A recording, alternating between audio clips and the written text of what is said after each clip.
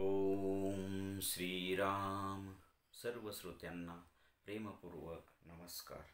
श्रोते हो, आपण स्वामी विद्यानंद यांच्या भावार्थ रामायण संक्षिप्त या ग्रंथाच्या आधारे निर्माण झालेला मला भावलेले भावार्थ रामायण अर्थात आत्मपरायण हा ग्रंथ आपण पाहत आहोत. आज युद्धकांडातील अध्याय 28वा कुंभकर्ण वध यामधील राहिलेला भाग म्हणजेच साधकाच्या दृष्टीने पाहू हा भाग आपण आज पाहणार आहोत. ओम श्रीराम.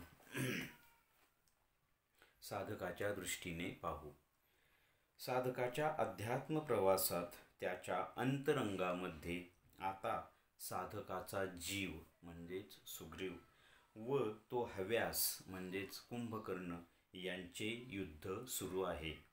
इथे तो जीव त्या हव्यासाच्या दोन तत्वशक्तींचा म्हणजेच कान व नाक यांचा विनाश करतो, परंतु हव्यासावर त्याचा काहीही परिणाम होत नाही. कारण हव्यासाला फक्त अधाशीपणा माहीत असतो, त्याला बाकी कोणत्याच गोष्टींची पर्वा नसते.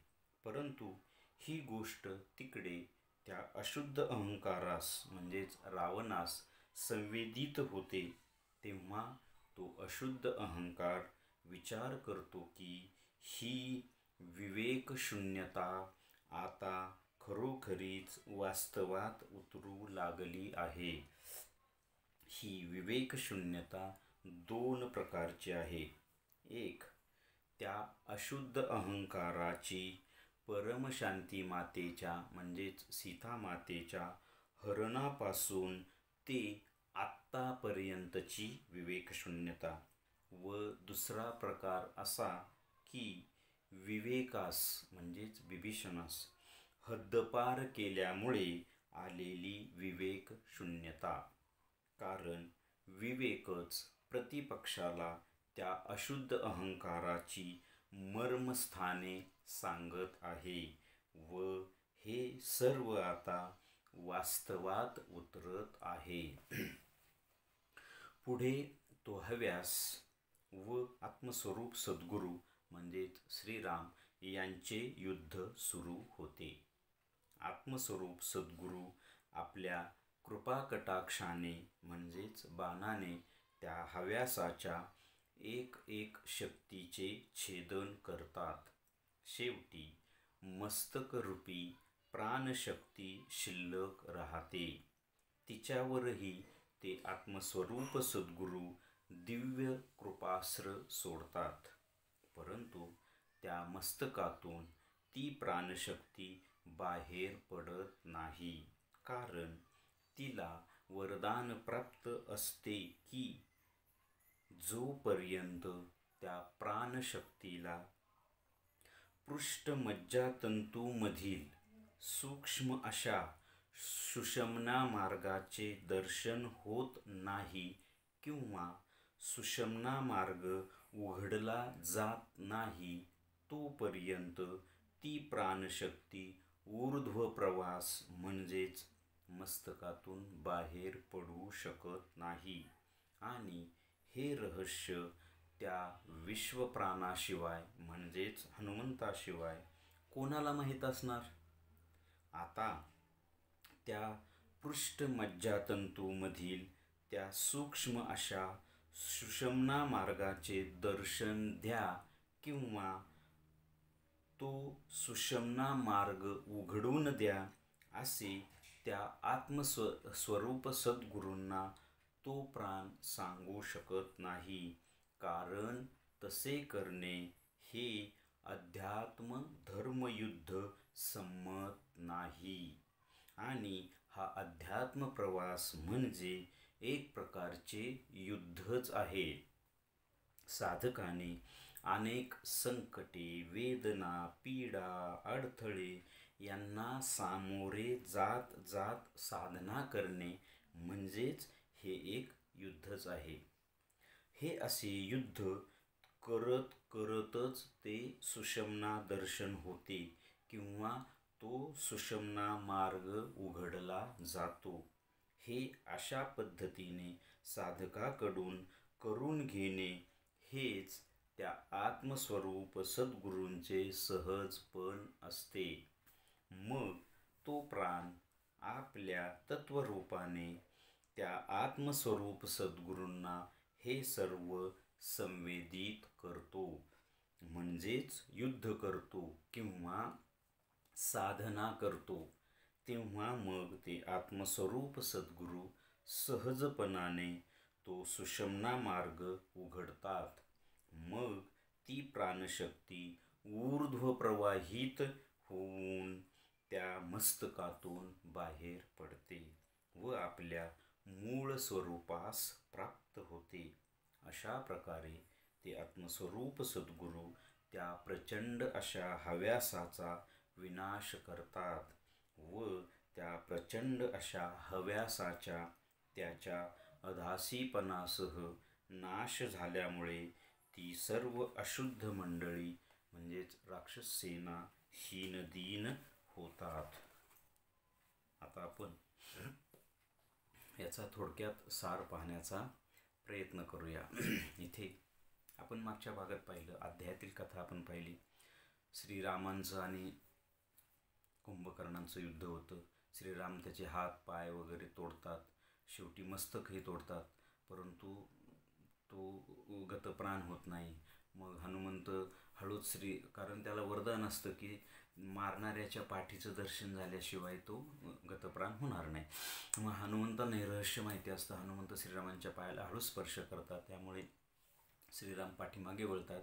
तेव्हा त्या मस्तकाला श्रीरामांच्या पाठीचं दर्शन होतं आणि कुंभकर्ण गतप्राण होतो. हे आपण मागच्या भागात कथेमध्ये पाहिलंच आहे. आजच्या भागात त्याच कथेचं साधकाच्या दृष्टीने कसं, तर इथे आत्मस्वरूप सद्गुरू त्या हव्यासाच्या एक एक शक्तीचं छेदन करतायत. शेवटी जी मस्तकरूपी शक्ती असते तिला पण कृपास्त्र टाकून आपल्या कृपाकटाक्षाने या सगळ्या गोष्टी करता येते. हे पहा, सद्गुरू साधकाच्या अंतरंगामधील ह्या ज्या गोष्टी आहेत ना, यांचं एक तर परिवर्तन, रूपांतरण किंवा विनाश हे सद्गुरू हळूहळू अंतरंगात करतात. हे काही वेळेला साधकालाही माहीतही होत नाही. अशाच प्रकारे आत्मस्वरूप सद्गुरू साधकाच्या अंतरंगातील त्या हव्यासाच्या एका एका शक्तीचं, म्हणजे हव्यास असा एकदम नाहीसा होत नाही. आपण बघा, आपल्याला जो हव्यास असतो ना, तो एकदम असा नाहीसा होत नाही. एखादी मोठी घटना घडली लगेच नाहीसा झाला असं होत नाही. हळूहळू आपल्याला शहाणपण येतं आणि हळूहळू आपला हव्यास कमी होतो. तसंच या कथेमध्ये साधकाच्या अंतरंगातील त्या हव्यासाचे ते आत्मस्वरूप सद्गुरू मन प्राणातून साधना करून शुद्धीकरण करत करत त्या हव्यासाच्या शुद्धीकरणासाठी हळूहळू त्याची एक एक एक एक एक एक शक्ती कमी करतात. शेवटी ज्याला जिथून प्राण बाहेर पडणार आहे, म्हणजे आत्म्याला जाऊन मिळणार आहे, तेव्हा पूर्ण हव्यास नामशेष होतो, संपतो. फक्त त्या ऊर्ध्व ज्या मस्तकातील आत्मस्वरूपाकडे जायचे तो प्रवास होत नाही. आणि मग तो का होत नाही, तर तो त्या प्रवासासाठी साधक, इथे अतिशय हा अध्याय अतिशय साधकाच्या साधनेच्या दृष्टीने महत्त्वाचा आहे. तर हव्यास हे निमित्त आहे, परंतु साधकाचा हा संपूर्ण प्रवासच महत्त्वाचा आहे. कारण जेव्हा सद्गुरूंची कृपा साधकावर होते तेव्हा साधकाला प्रथम भ्रूमध्यस्थानी सद्गुरूंची भेट होते. सद्गुरूंची कृपा त्याला मिळायला सुरुवात होते. सद्गुरू त्याला खाली खाली उतरवत, म्हणजे तिथून आज्ञाचक्रातून विशुद्ध चक्रात, त्यानंतर हृदयस्थित अनाहत चक्रात, नाभिस्थानी मणिपूर चक्रात, ओटीपोटाच्या ठिकाणी स्वाधिष्ठान चक्रात आणि गुदस्थानी मूलाधार चक्रात घेऊन उतरतात. ह्या चक्रांचं सगळं शुद्धीकरण होतं. या सगळ्या बाकीच्या अंगांचं मूळ असतं. मग हे चक्र शुद्ध झाले की बाकी सगळे शरीरातील सगळे अंग शुद्ध होतात. आणि तिथे मग कुंडलिनी शक्ती किंवा त्याला प्राणशक्ती, त्याला बरीचशी नावं आहेत, तर ती जागृत होते. आणि ती जागृत झाल्यानंतर तिला ऊर्ध्व प्रवास करायचा असतो. तोही या चक्रांच्या माध्यमातूनच, परंतु चक्रांच्या मधून, म्हणजे हा जो आपला पाठीचा कणा आहे ना, त्या कण्याच्या मध्ये त्याला मज्जातंतू आपण असं नाव दिलेलं आहे. त्या पाठीच्या कणातून एक सूक्ष्म अशी सुषुम्ना नाडी असते आणि ती कुंडलिनी शक्ती त्या सुषुम्नेच्या मार्गाने ऊर्ध्व प्रवास करते आणि ही सुषुम्ना मूलाधाराच्या ठिकाणी बंद झालेली असतं. तिचं मुख, तिचं तोंड बंद झालेलं असतं आणि सद्गुरू ही सगळी शुद्धी करत खाली उतरल्यानंतर त्या गुदद्वाराच्या ठिकाणी त्या सुषुम्नेचं द्वार उघडलं जातं. नुसते चक्रांचं किंवा देहाचं शुद्धीकरण करून सुद्धा चालत नाही, कारण साधकाच्या अंतरंगातल्या जीवशक्ती, कुंडलिनी शक्ती, प्राणशक्ती, आपण असं काही नाव देऊया, या सगळ्यांना सुषुम्ना मार्गे जेव्हा ऊर्ध्व होतो तेव्हा इथे आत्म्याच्या ठिकाणी असं होत नाही की इथून आपण आत्म्याच्या ठिकाणी जातो, नाही, तो सुषुम्नाचा मार्ग, यालाच पश्चिमेचा मार्ग म्हटले. म्हणजे भ्रूमध्याच्या खाली पूर्व आणि भ्रूमध्याच्या वर पश्चिमेचा मार्ग. तर बहुतांशी साधक पूर्वेपर्यंतच थांबतात, त्यामुळे त्यांना आत्मसाक्षात्कार होत नाही. पश्चिमेचा द्वार उघडावं लागतं, म्हणजे सुषुम्नेपर्यंत सुषुम्नेने मूलाधारातून प्रवेश करून ह्या सगळ्या चक्रांनी वरवर येत, म्हणजे मूलाधार, स्वादिष्ठान, मणिपूर, अनाहत, विशुद्ध आणि भ्रूमध्य, आणि इथून मग ते सहस्रदल कमलात यावं लागतं. आणि तो मार्ग म्हणजे सुषुम्नेचा मार्ग आहे. आणि त्या सुषुम्नेच्या मार्गाचं दर्शन झाल्याशिवाय, म्हणजे सुषुम्ना मार्ग ओपन झाल्याशिवाय ही प्राणशक्ती, ही कुंडलिनी शक्ती ऊर्ध्व प्रवास करत नाही. आणि इथून जेव्हा ती बाहेर पडते तेव्हा मग ती विश्वात्मा, ब्रह्म वगैरे पुढच्या अवस्थेने, आणि इथे मग जेव्हा इथे येऊन स्थिर होते किंवा इथूनही बाहेर पडते तेव्हा साधकाला मुक्ती मिळते. तर हा असा प्रवास आहे. या दृष्टीने या कथेकडे आणि या अध्यायाकडे आपण पाहिलं गेलं पाहिजे. इथे कुंभकर्ण हा निमित्त आहे, साधकाच्या दृष्टीने हव्यास हा निमित्त आहे, परंतु हा सगळा हव्यास नामशेष झाल्याशिवाय ह्या गोष्टी घडत नाही. कारण मला भौतिकातल्या सगळ्या गोष्टींची निरासक्तता तर आलीच पाहिजे, हव्यास तर नसलाच पाहिजे, परंतु मला अध्यात्मातल्या गोष्टींचा सुद्धा हव्यास शेवटी नसला पाहिजे. म्हणजे कसा, म्हणजे मला शक्ती पाहिजे, मला सामर्थ्य पाहिजे, मला दिव्य अनुभव आले पाहिजे, मी अमुक झालो पाहिजे, मी स्वामी झालो पाहिजे, मी गुरु झालो पाहिजे, मी महाराज झालो पाहिजे, वगैरे वगैरे. हा हव्यास इथे चालत नाही. हा हव्यास संपूर्ण नामशेष व्हावा लागतो, तेव्हा साधकाचा सुषुम्ना मार्ग ओपन होतो. आणि मग तो एक बराचसा मोठा प्रवास असतो, पण एकदा सुषुम्ना मार्ग ओपन झाला रे झाला की मग साधक बऱ्यापैकी निश्चिंत होऊ शकतो. मग सद्गुरू त्याला त्या सुषुम्नाच्या मार्गे पुन्हा भ्रूमध्यापर्यंत घेऊन येतात आणि तिथून मग त्याला पुढे सहस्रदल कमलाकडे कार्यान्वित करतात. तर हा अतिशय अवघड आणि महत्त्वाचा प्रवास असतो. आणि एक इथे आता प्रत्येक संप्रदायानुसार वेगवेगळ्या पद्धती असतील, परंतु सगळ्यात सोपी पद्धत जर म्हटलं ना, तर ह्या सगळ्या गोष्टी घडत असताना साधकाला त्याची माहिती होण्याची काहीच गरज नाही. त्यांनी प्रयत्न पण करू नये फार जाणून घेण्याचा. सहज समजलं, तो जर चाणाक्ष असेल, हुशार असेल, सद्गुरूंची इच्छा असेल, तर त्याला समजतं आपण कुठे कुठे कसा कसा प्रवास होत चालला आहे. पण तो नाही समजलं तरी हरकत नाही, कारण समजलं ना मग त्याला अहंकार येऊ शकतो. अरे हां, आता माझी ही सगळी चक्र आता जागृत झाली, हां आता माझी सुषुम्ना ओपन झाली, हां आता मी ह्या चक्रापर्यंत आलो, आणि मग त्याला अहंकार येऊ शकतो.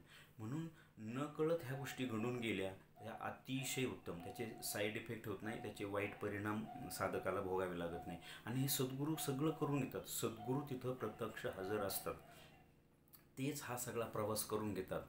ते थेट आत्म्यापर्यंत नेऊन पोचवतात. एक तर ते भ्रूमध्यापर्यंत ते स्वतः घेऊन वर जातात आणि त्याच्या पुढे साधकाने काहीच करायचं नसतं. सद्गुरूच थेट पुढे आत्म्यापर्यंत घेऊन जातात.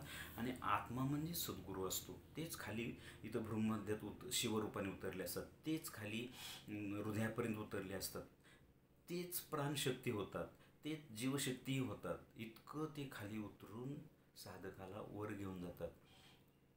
आसोनिया थोर घेही लघुपण, माझे दीनपण हरायासे. विद्यानंद एका आनंद लहरीमधील अभंगात म्हणतात की, सदा द्याऊ आम्ही सद्गुरूंची पाऊले, आम्हा सीते भले परब्रह्म, आम्हा लागी देव नसे दुजा कोणी, तीर्थाधिक जाणे गुरुविन.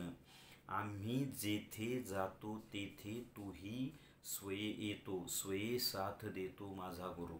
असोनिया थोर घेईल गुपन माझे दिनपण हरायासी. आणि हे दिनपण हरल्यानंतर काय होतात, विद्यानंद म्हणे झालो आम्ही धन्य श्री सद्गुरूंशी अनन्य होनिया. इथे हीच गोष्ट सद्गुरूंशी अनन्य होणे. तो प्रत्येक मग हा प्रवास आपला करवून घेतात.